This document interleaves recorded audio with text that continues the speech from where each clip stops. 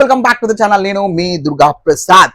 మొన్నే mass action entertainer తో blockbuster అందుకున్న సూర్య గారు కరుపు మూవీతో ఇప్పుడు ఫ్యామిలీ ఎమోషన్ డ్రామాతో వెంకీ అట్లూరి డైరెక్షన్ లో వచ్చేస్తున్నారు మామ. అదే విశ్వనాథ్ అండ్ సన్స్ వచ్చేసారు. మరి ఈ సినిమా ఎలా ఉంది ఏంటనేది డీటెయిల్ గా మాట్లాడుకుందాం. మాట్లాడుకునే ముందు ఎప్పటిలాగే నా సైడ్ నుంచి ఒక రిక్వెస్ట్ మామ, ప్లీజ్ వీడియోని లైక్ చేయండి, ఎక్కువ మందికి రీచ్ అవుతుందట. అలాగే ఛానల్ సబ్స్క్రైబ్ చేసుకుని ఎంకరేజ్ చేసి మామ, ఎంకరేజ్ చేయండి. సబ్స్క్రైబ్ బటన్ అక్కడే ఉంది, కొట్టేయండి. సో దాంతో పాటు బెల్ ఐకాన్ ఆన్ లో చేసుకోండి మామ. ఎప్పుడైతే మనం ఇలాంటి మంచి మంచి ఫిలిం అప్డేట్స్ రివ్యూస్ ఇస్తానో మీ ఫీల్డ్లోకి వచ్చేస్తూ ఉంటే నచ్చితే వీడియోని హైప్ చేసి పడండి. మనకు హైప్ బటన్ కూడా వచ్చింది. మరి ప్లాట్ ఆఫ్ ద స్టోరీలోకి వెళ్ళిపోతే రివ్యూలో సినిమా ప్లాట్ స్టోరీ పాయింట్కి వస్తే Sanjay Vishwanath is an international shooter and ఒక బిగ్గెస్ట్ పర్సనాలిటీ అనమాట. సో అయితే తల్లి రాధిక తన జీవితంలో ఎంతో ప్రేమగా పెంచిన విశ్వనాథ్ సంజయ్ విశ్వనాథ్. సో అతని కొడుక్కి ఒక ప్రాబ్లం అయితే వస్తుంది. అదే బోన్ న్యూరో సర్జన్ ప్లాంట్ ఆ ప్రాబ్లం వస్తుంది, బోన్ న్యూరో ప్రాబ్లం.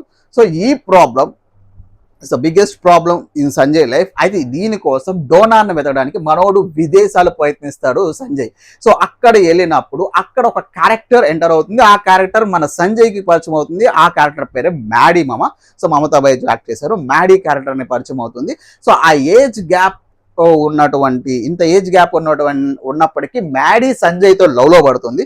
సంజయ్తో లవ్లో పడినప్పుడు మరి సంజయ్ ఆ లవ్ని యాక్సెప్ట్ చేశాడా లేదా, సో మరి తన బాబుకున్న ప్రాబ్లం ఎలా రిజాల్వ్ అయింది, సాల్వ్ అయ్యిందా లేదా, ఇక విశ్వనాథ్ సినిమాలో ఉన్న ఎమోషన్ ఏంటనేది మిగతా కథ. దాని చుట్టూనే, ఆ ప్లాట్ చుట్టూనే స్టోరీ మొత్తం తిరుగుతూ ఉంటుంది మామ.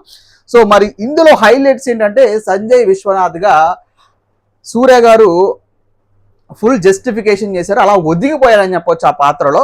బికాజ్ అప్పుడులో గజనీ సినిమాలో సంజయ్గా ఎంత క్లాసిక్ టచ్ లో మాస్ గా వచ్చారనేది తెలిసిందే సినిమాలో.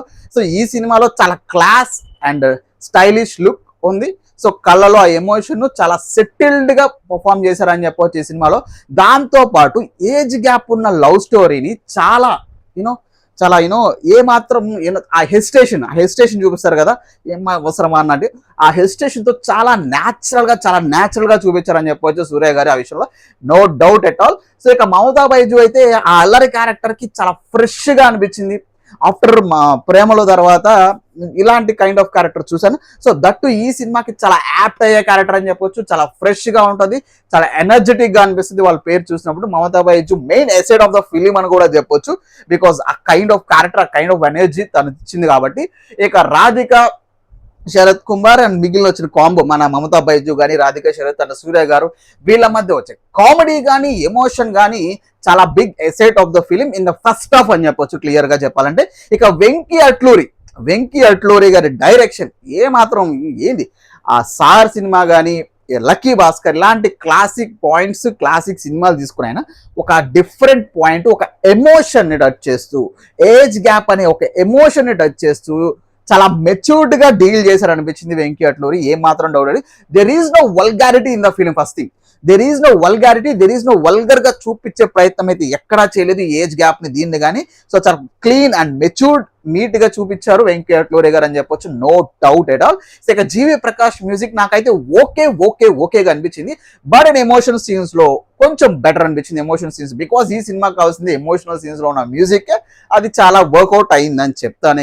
ఇక సినిమాటోగ్రఫీకి వస్తే చాలా క్లాస్ అండ్ గ్రాండియర్ లుక్ లో ఉంది. బికాస్ సితార ఎంటర్టైన్మెంట్, అది నాగవంశీ గారు చెప్పారు, చాలా గ్రాండర్ గా ఉంటుంది. ఈసారి మిస్ అవ్వదని చెప్పారు, ఖచ్చితంగా మిస్ అవ్వదు. అప్పట్లో అలా వైకుంఠపురం సినిమా కూడా అదే చెప్పారు. బట్ అలా వైకుంఠపురం సినిమాలో ఫస్ట్ డివైన్ డాగే వచ్చింది, తర్వాత వెళ్ళిసింది. మరి ఈ సినిమా ఎలా ఉంటుందని తర్వాత చూద్దాం. చెప్తాను అది కూడా ఎలా ఉంటుంది, ఎలా అనిపిస్తుంది అనేది ఖచ్చితంగా. సో ఫస్ట్ హాఫ్ లో అల్లరగా చాలా ఫ్యామిలీ కామెడీ ఎంటర్టైన్మెంట్ తో చాలా బాగా సాగిపోయింది ఫస్ట్ హాఫ్ లో. సెకండ్ హాఫ్ లో డ్రామాటిక్ ఎక్కువ అవుతుంది. బికాస్ ఆ కోర్ ఎమోషన్ లోకి వస్తారు సినిమాలో, ఫ్యామిలీ డ్రామాలో. ఇక్కడ వెంకీ అట్లూరి గారు రైటింగ్ కానీ, డైలాగ్స్ కానీ బాగుంటాయి. సో అఫ్కోర్స్ కొంచెం ల్యాగ్ అయితే ఖచ్చితంగా ఉంది, నో డౌట్. బికాస్ ఆ ఎమోషన్ చూపించడానికి ల్యాగ్ చేశారు, మనకు కొంచెం సాగదీసినట్టే అనిపిస్తుంది. So no doubt at all. So మరి ఓవరాల్ గా ఈ పాయింట్స్ చూసుకున్నప్పుడు ఓవరాల్ గా మరి సినిమా ఎలా ఉందాయా అంటే అందరికీ నచ్చుతుందా లేదా అంటే నేను చెప్పలేను మామ. నాకైతే నచ్చింది. బికాస్ మొన్న ఈ మధ్యన వచ్చిన మా ఇంటి బంగారం కూడా యావరేజ్ సినిమానే, బట్ ఫ్యామిలీ ఆడియన్స్ ఓన్ చేసుకున్నారు. బట్ ఈ సినిమాను కూడా ఫ్యామిలీ ఆడియన్స్ ఖచ్చితంగా ఓన్ చేసుకుంటారేమో అని నాకు ఖచ్చితంగా నమ్మకం వస్తుంది.